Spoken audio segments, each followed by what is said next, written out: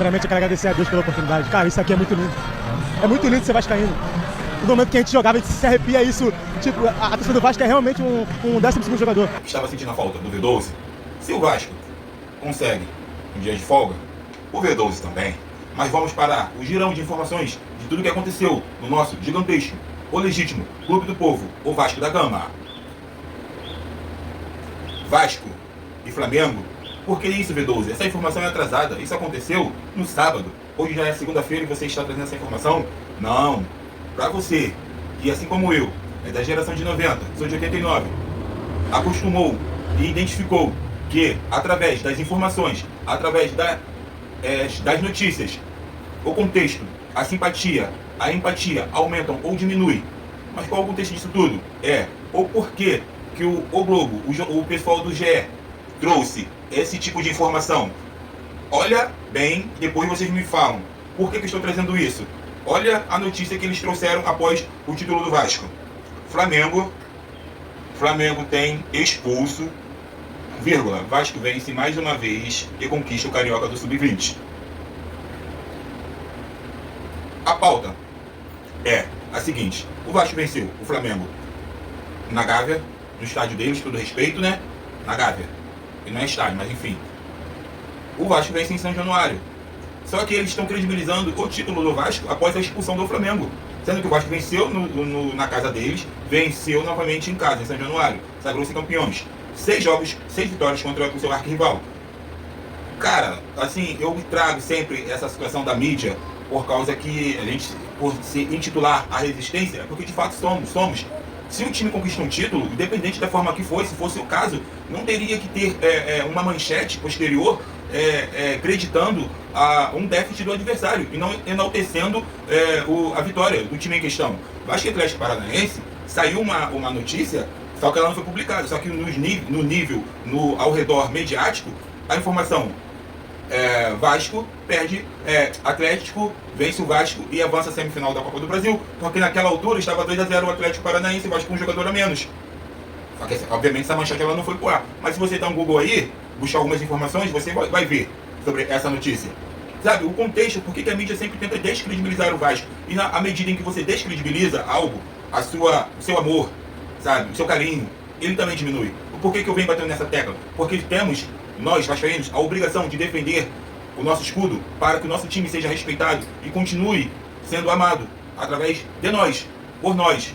Porque se depender da formação de opiniões, tem aí, como eu disse anteriormente, lá dos anos 90, mais atrás, tínhamos informações. E através dessas informações da grande mídia, a gente tínhamos as nossas opiniões. Sabe? E a partir do momento em que um órgão de importância começa a deixar um certo algo descredibilizando, atacando, diminuindo, o que vai acontecer? A empatia, o amor, o carinho do público vai só diminuindo. Enquanto isso, você vai subindo a régua, a balança para outro time, porque foi através desse time, foi por causa desse time que teve essa visibilidade, todo esse crescimento. Lá atrás, quando não era uma CBF, não ser repetitivo, veio essa emissora, empenhou esse poder à CBF e investiu tanto dinheiro ao Clube da Gávea. Quanto? Só para falar, hoje não mais, hoje temos canais, meios de comunicações ao qual nós podemos equiparar as notícias para saber se é factual aquilo que um canal traz, uma empresa traz. Você tem como você trazer, sabe, o equilíbrio. Vou comparar aqui, é igual você quando você vai comprar o seu primeiro carro, você vai numa agência X e numa agência Y, você começa a trazer, você começa a fazer esse equilíbrio financeiro, para ver se realmente aquele preço lá está superfaturado, para ver se está dentro dos padrões. Não é isso, esse tipo de pesquisa? Continue aqui no canal V12 Vascaíno, porque aqui você vai ouvir a notícia da maneira real, ainda que ela seja dolorosa para o nosso time. Porque aqui não tem passar de pano. Aqui a notícia ela é reta e direta para você. Porque eu tenho um compromisso com você, torcedor vascaíno, assim como eu, estou lesado e cansado de ter informações que diminuam o nosso Vasco. Se você não é vascaíno, não venha falar mal do Vasco. Você não tem direito de falar mal do Vasco. Eu posso falar mal do Vasco porque eu sou vascaíno. Você não é vascaíno. Ninguém entra na tua casa e fala mal da sua casa. Mas você pode falar mal, você enxerga os pontos de melhorias, você enxerga os pontos que você pode melhorar. Então, vascaíno fala de vascaíno. Vascaíno enaltece vascaíno. Hoje de lá traz uma informação, não opinião que venha desconstruir o carinho, o amor, o crescimento da torcida do gigantesco clube, do legítimo Vasco da Gama, o clube do povo. Beleza, galera? Vamos mudar agora virar a chavinha para mais uma informação que eu considero muito importante para trazer para vocês nessa segunda-feira, que vai falar sobre o Vasco e São Paulo. O Vasco, ele entra com um time misto, o Vasco entra com um time reserva, totalmente reserva, ou vai com força máxima para o jogo contra o São Paulo. Lembrando que o Vasco possui está no meio de tabela, o Atlético Mineiro já venceu e desgarrou, tomou mais 3 pontos, então tem que ter esse equilíbrio ou não. O Vasco na sequência no sábado joga o jogo da vida e é muito importante esse ponto contra o São Paulo, ou a semifinal contra o Atlético Mineiro é mais importante. Aqui eu deixo mais uma vez uma opinião muito sincera. Eu fecho os olhos para o brasileiro, esqueço tudo e vou diretamente focado, mas muito focado, totalmente focado contra o Atlético Mineiro. Porque o jogo do São Paulo vale 3 pontos. E o real, a ideia direta para você, torcedor, o Vasco com o time titular pode vencer o São Paulo no sábado? Pode. O Vasco com um time alternativo pode surpreender o São Paulo? Pode. O Vasco com um time titular pode perder para o São Paulo? Sim, pode. Então são algumas variáveis que você não tem certeza naquilo que pode acontecer. Mas o que você pode ter certeza é que se você poupar os seus jogadores, não acontece igual aconteceu com o David. Pós jogo de ida da semifinal, o Vasco, simplesmente, o David sofre uma lesão contra o Cruzeiro, acho que aos 10, 12 minutos do primeiro tempo, 13 minutos do primeiro tempo. Fica de fora de um confronto direto de uma semifinal.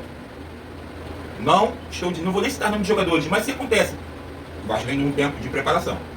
Nesse tempo que já alternou um pouquinho, ainda mais em São Paulo, já está um tempo mais frio. Qualquer tipo de jogador, não vou citar nome de nenhum, porque todos são importantes. E eu acho que tem um elenco curto e não pode se dar ao luxo de perder mais ninguém. Essa é a opinião do V12. Quero saber a opinião de vocês. E aí, força máxima? Time misto?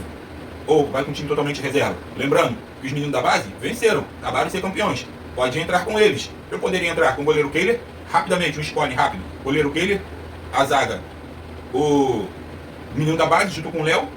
O Léo tecnicamente vai ser o reserva do João Vitor e do Maicon.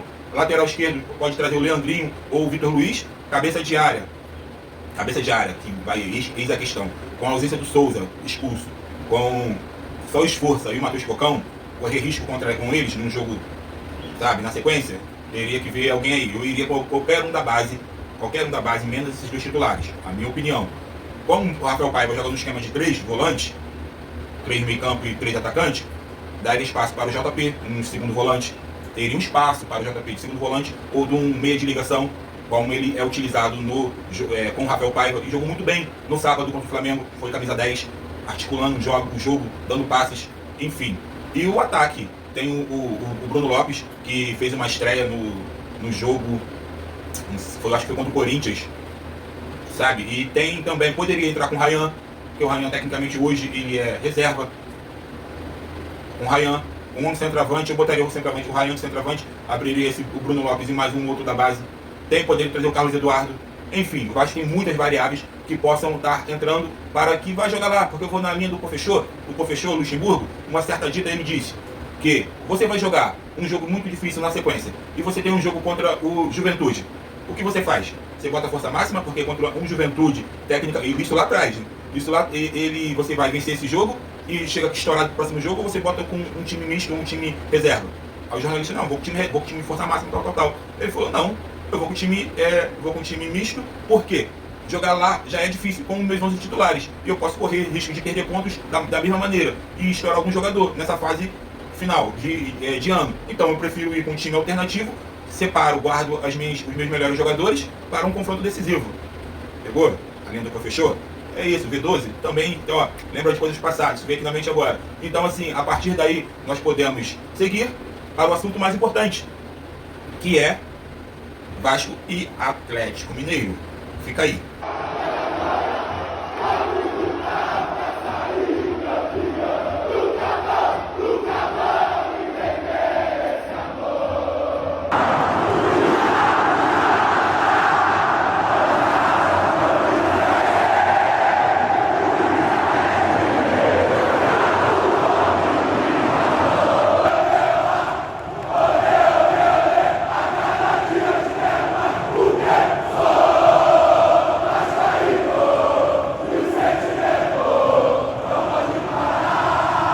Após você ter visto todo esse gigantesco todo esse amor, toda essa torcida, esse inflame. O Vasco e o Atlético Mineiro decidem. O Vasco faz o jogo da vida, o jogo do ano. E, infelizmente, eu não tenho uma boa notícia para trazer. Eu acho que a forma que você gere proporciona muito quem você é e o que você vai ser. Por quê? O Vasco e o Atlético Mineiro disponibilizou uma carga inferior, alegando manutenção do estádio, segurança, sendo que as duas torcidas têm a aliança.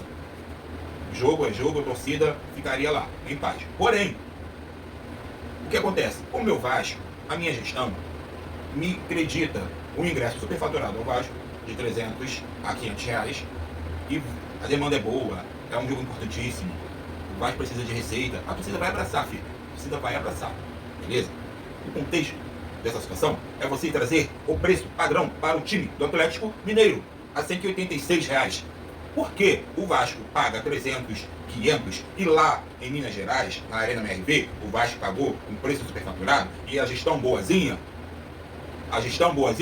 me vem, em vez de dar o troco, filhão, vocês vão pagar o ingresso a 500, 600 reais, porque lá nós pagamos a esse valor. E também esgotaria o lado do Atlético Mineiro. Não estou falando em questão disso da torcida, estou falando da gestão. Vocês têm que ter um posicionamento de baixo da gama. O que repercute aí, porque eles não entram na justiça comum e paralisam a competição, porque se fosse André Sanches e Eurico Miranda, essa patifaria não estaria acontecendo. Eu não vou nem entrar nesse mérito, mas só que eu preciso entender porque esses gestores atuais ficam em cima do muro, ficam com medo de atacar e com medo de se posicionar como um gigante. Porque se entrar, pode ficar de fora da competição. Parabéns, senhora CPF. Você vai criar um marco histórico pro resto da vida. Um marco que fica do tamanho da péssima gestão de vocês. 2 times eliminados por não se agradarem num posicionamento contraditório ao que está em regime, ao que está nos artigos, o que consta nos autos. Os times mandantes têm o poder de troca. Os times mandantes, o time mandante é Vasco e Corinthians. Já citei aqui, para mim, hoje, tanto faz. Só que eu estou falando do posicionamento de você ouvir um não da senhora sua mãe, porque a sua mãe você abaixa a cabeça. A CBF é sua mãe, Vasco da Gama.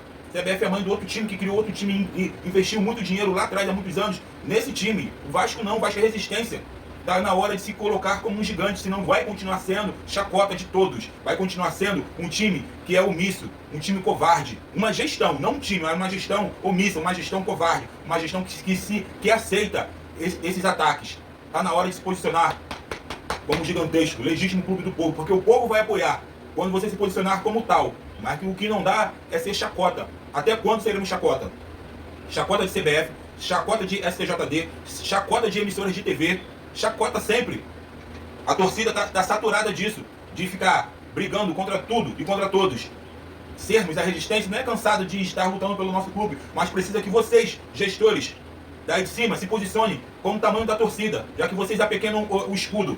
Se posicione e defendam pelo menos a torcida. Porque, isso aqui não é para todos não. Pega aí todas as torcidas aí do Brasil. São 5, 4 que defendem um clube em qualquer estado que esteja. Seja na Série B, seja permanecendo na Série B, campeão, vice-campeão, lutando contra rebaixamentos. Estamos aí, inflamando cada vez mais, mostrando o amor, o carinho, o respeito a tudo e se entregando. Isso aqui é para poucos. Então, por nós, por vocês que se dizem vascaínos, defendam-se e defendam-nos, porque desse jeito não dá. Beleza, galera? Quero a opinião de vocês. Solta o dedo no like, que isso ajuda muito o canal.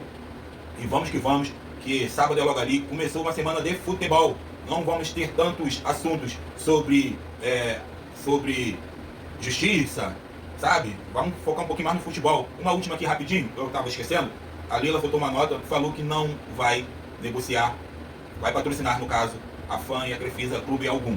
Pode ser, mais uma vez, pode ser só uma mídia, porque está às vésperas de uma eleição, ela pode ser reeleita ou não. Cenas dos próximos capítulos, saberemos na sequência. Mas como eu disse, eu quero trazer para a caixinha só o futebol. Vamos nessa semana, é Vasco e São Paulo, vamos pro mistão, e Vasco e Atlético Mineiro. O jogo da vida, o jogo do ano, o jogo, sabe, desse século. Porque nunca vão entender esse amor. Vasco da Gama, para sempre, vou te amar. E na Barreira, eu vou festejar. Canal V12, Nação Barreira, Vasco e Atlético Mineiro, porque o Vasco é para quem acredita. Hashtag Igualdade no Futebol, tamo junto.